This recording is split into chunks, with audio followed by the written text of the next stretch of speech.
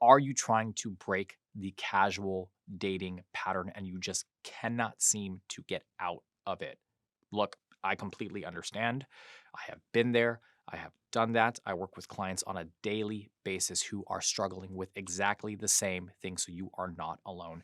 And to be honest with you, we all know, being part of the LGBTQ plus community, that dating can be a nightmare, right? That's not specific just to the queer community because that also is for our heterosexual counterparts. But at the end of the day, it's almost like a totally different world when it comes to dating in the queer community. And a big part of that, I think, is because of, hypersexualization and the casualness around dating and all of those things. Now, let me be clear, that's not a judgment on the community or how people navigate things, right? Because for me, I'm a huge proponent of embracing yourself and your expression and, you know, your freedom to be you in any circumstance, in any situation, but it's important to own it.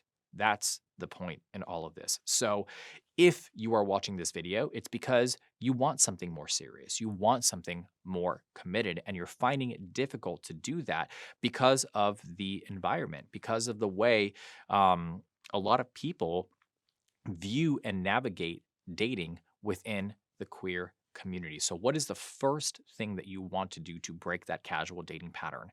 Number one is to get real with what it is that you want and you expect, right? So I think a lot of the times we'll say, well, I want a committed relationship, I want a monogamous relationship. But in the past, we've gone against that very own thought process and opened up our relationship or cheated in our relationship or just casually dated and accepted that and been okay with that. So if you are at a stage now where you just don't want that anymore and you want a committed relationship, you want a long term monogamous relationship, maybe not monogamous, maybe polyamorous, whatever the case may be. If you want a serious relationship, getting right on what your needs and your expectations are, and being willing to make those adjustments and changes yourself, right? Living that very thing. So, what are you looking for? What does make you happy?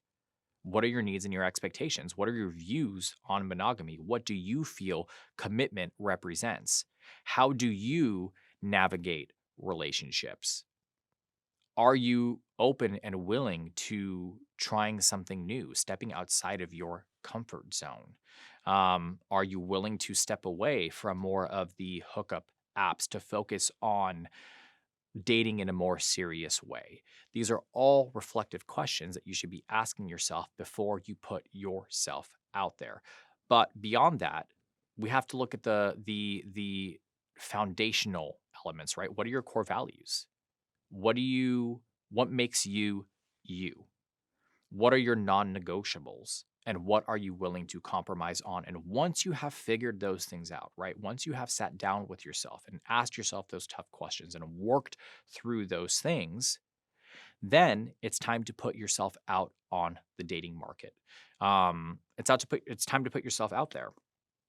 And when you do that, I think we are so used to having multiple different apps open, right? We have our Serious app and then our Hookup app. Well, focusing on one app is going to be incredibly important. And this is something that I talk about and I tell people all the time.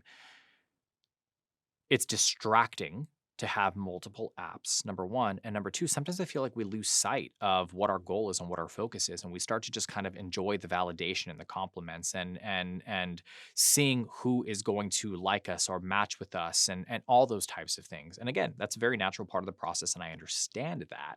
But if you want to break the casual dating cycle, focus on one app. And when you focus on that single app, really invest the time in filling it out completely. The prompts, the photos, the descriptions of what you're looking for, your core values, what you're into, what you're not into. Because in doing that, what you actually are doing is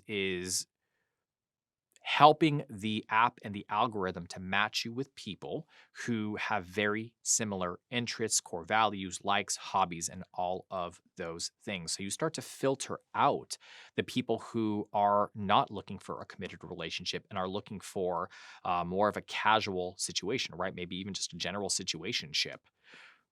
That being said, once your profile is uploaded and posted and you've invested all the time in the work, you're still going to have people who are not looking for committed relationships. And there are certain red flags and signs that you can be looking for. Profiles that are not completely filled out, photos that maybe are a little bit too professional looking, or maybe a little too mysterious, right? Where you don't really see the person and there's a potential that they may be down low and all these types of things. You want to avoid all of that because you are looking for something more serious.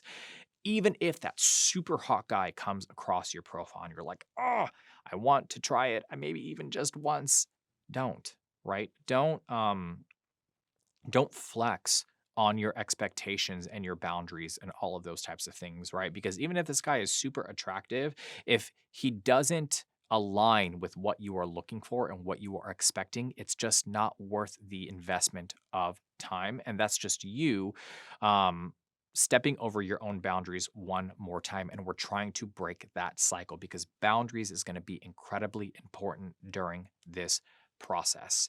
And the last part of that obviously is take breaks when you need to, right? Take a step back, focus on you, focus on your mental and your emotional health.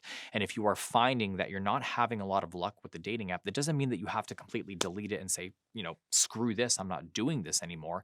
It just means that you should take a step back, refocus on yourself, replenish yourself emotionally and mentally, and then go back to the app.